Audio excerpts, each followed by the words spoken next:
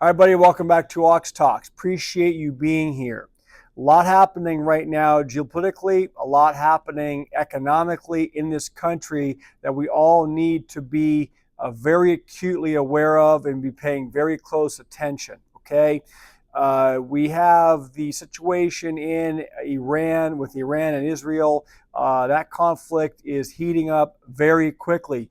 Gold closed up pretty high today. I believe it's as a result of the heightening geopolitical tensions in that region.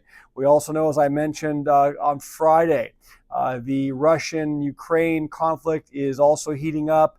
Putin was out today saying that there will now be no more peace negotiations and peace talks. So everything is going in a bad direction geopolitically. I just saw an article just a little while ago that the United States is sent a carrier group over to the Iranian conflict region, and let's see how this develops in the next day, 2 days, or 3 days. There's some discussion that possibly Iran had been convinced not to launch an aggressive attack back against Israel. Evidently, that was not accurate, and according to what I'm reading, it is imminent. We always hear it's imminent, and then the markets stand by with bated breath, and the metals markets and everything else. But this looks like it could be for real. Let's see what happens in the next day or so and how it impacts the markets. Okay.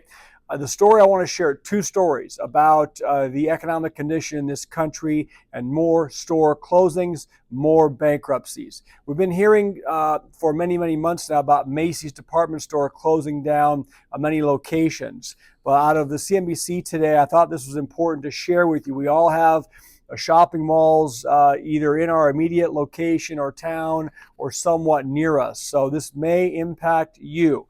Macy's will set off a wave, it says, of change at malls as it closes about 150 namesake stores across the country by early 2027. The department store operator has long been a mall anchor with stores that range between 200,000 and 225,000 square feet.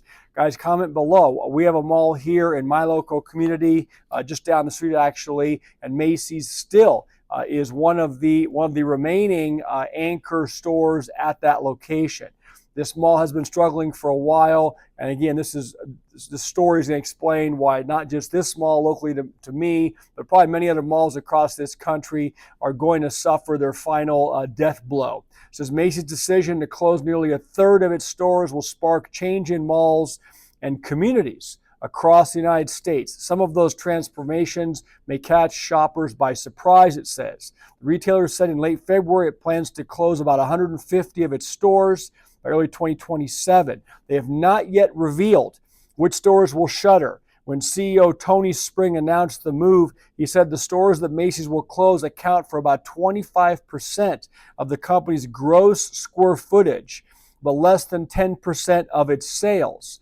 So think about that. They are knocking out square footage. All right, they're pulling back these bloated locations, which in many circumstances are anchor locations for these malls. Many of them which are barely hanging on. It says the company plans to invest more in approximately 350 of its namesake stores that will remain and open new locations for its better performing brands. Higher end department store Bloomingdale's and beauty chain Bluemercury. Yet the closure, it says, will be the latest catalyst that pressures malls to evolve to changing consumer tastes. Macy's is shuttering stores as the growth demographic shifts means some mall towns or regions can no longer support a bustling shopping center. Again, this goes back to the weak consumer, all right? They just are not making enough money at many of these stores to justify maintaining that much square footage. What they're going to do is they're simply going to pull out. They're going to close the stores, close the locations. It says Macy, and this article tries to spin it a bit and says Macy's closures will ultimately be a good thing for many malls and customers, said Chris Wimmer, Senior Director at Fitch Ratings. He says the department store's exit will accelerate the inevitable demise of low-quality malls that really don't need to exist anymore, according to Wimmer. The closures will give the owners of healthier malls a chance to breathe new life and relevance into a shopping center, according to this guy. It says Macy's closures will also make way for real estate developments that may better match the changing demographics or economy of their surroundings, whether through construction of a medical building, a retirement community, or grocery store. So in that case, they would just simply repurpose the whole location for something that has nothing to do with what you would think of as your traditional mall or shopping experience. It says, but Wimmer acknowledged that some of the closed Macy's may be a tougher sell and that the exit could be the nail in the coffin for malls that are becoming an eyesore. It says Macy's is trimming its locations as department stores and malls alike dwindle, which Macy's says has left many malls already. It's closed more than a third of its namesake stores over the past 10 years. As of early May, the company had 503 Macy's stores, including a small number of other concept outside malls. I want to show you this chart. This says, talks about in the last 10 years, the number of namesake stores that Macy's has closed down. Can you guys see that? So on the far left, it shows how many stores it had 10 years ago, and that was 773 stores. Today, it has 503 stores, all right? And that number is going to drop by another 150 stores, all right? So you guys comment below. Is this affecting, or you think it'll affect your mall location? I don't know here locally if this mall is going to be one that's going to go. It wouldn't surprise me if they pull this Macy's. The JCPenney left a while ago. It's a very mediocre mall. You know what I'm talking about, guys, right? That's what they're saying, is maybe it's time just to trim this fat, and we're having a changeover. Also, it says other anchors have downsized or disappeared from malls, including Sears, Lord & Taylor, and JCPenney, okay? So this is just a changeover, and we know that a lot of people have changed over in the last few years to shopping online, right? They don't need or want the traditional mall experience. It says the U.S. doesn't need as many malls as customers buy more on retailers' websites. Many of the fastest growing retailers in terms of store count, such as Dollar General, Five Below, and TJ Maxx, want to be in suburban strip mall centers rather than malls, okay? So I thought I would report on that for you today. Briefly before I go into the next article, the stock market fell a little bit, the Dow today. I see oil was up pretty substantially, probably because of the tensions in the Middle East.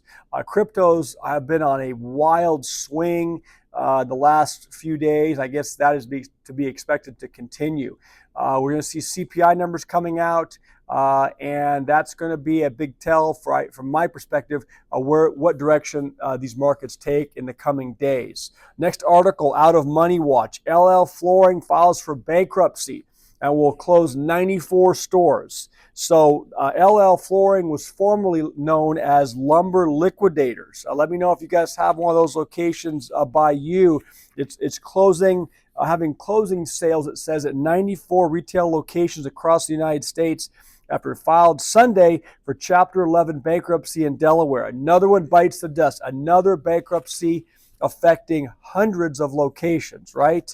Well, in this case, 94 locations. In announcing the bankruptcy, LL Flooring blamed several macroeconomic and operational challenges for putting a strain on its business. How often do we hear this now? Macroeconomic challenges, right? What it means is that they don't have customers. They're not selling product. This is after comprehensive efforts to enhance our liquidity position in a challenging macro environment.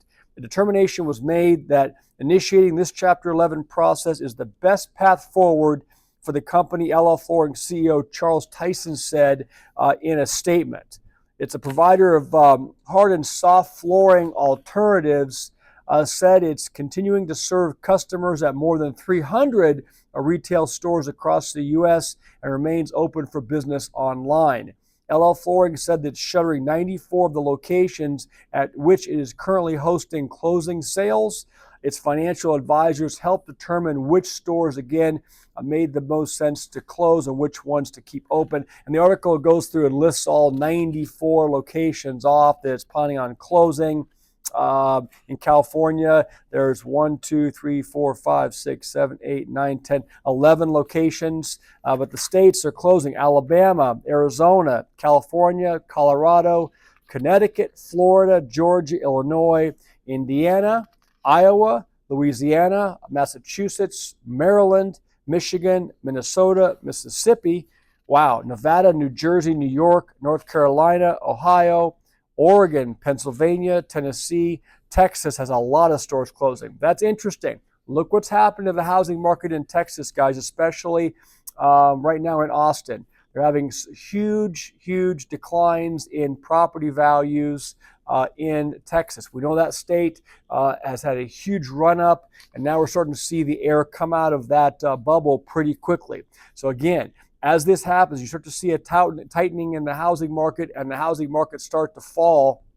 You're going to start seeing more pressure on these kinds of stores. Same, from my perspective, same with the Home Depots, the Lowe's, the do-it-yourself centers, right? Those that don't have the money to fix up their home because they're locked into their mortgage simply will not and cannot go and, let's say, acquire products from these flooring locations, from these home stores, things like that. So I would expect to see an across-the-board decline in a lot of these types of stores and companies, and a corresponding decline in the stock in those publicly traded companies as well. So Utah, Virginia, Washington, West Virginia, and Wisconsin are the remaining states that are having closures of LL Flooring, formerly known as Lumber Liquidators.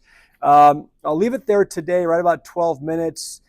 And appreciate all of the support for the live stream we did on a few days ago on the food preparation, emergency food preps and storage and usage. I got some comments to do videos on some get home bags, some bug out bags. We're going to go through that. We'll also address cooking methods.